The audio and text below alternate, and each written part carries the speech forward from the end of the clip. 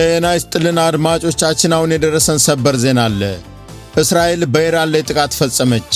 የረመጡ የመካከለኛው ምስራቅ ጦርነት ድጋሚ አገረሸ።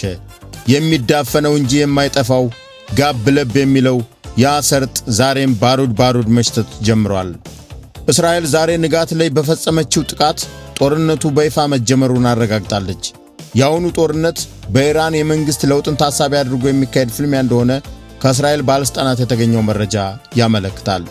ይህ ዜና እስከተጠናቀረበት ቅጽበት ድረስ ኢራን ወደ ኳታር ካስወነጨፈቻቸውና ከመከኑ መንትያ ሮኬቶች ውጭ ይህ ነው የሚባል አጸፋ አልሰጠችም።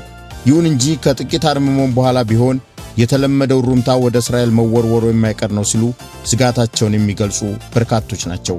ለዚህም ይመስላል እስራኤል እንቅስቃሴዎች ላይ ሁሉ እገዳ ጥላ ዜጎቿ ወደ ጎሪያቸው እንዲደበቁ ትዕዛዝ ያስተላለፈች ትገኛለች። አድማጮቻችን ተጨማሪ ዜናዎችን ይዘን እንመለሳለን። እስከዚያው ቸር ይግጠመን።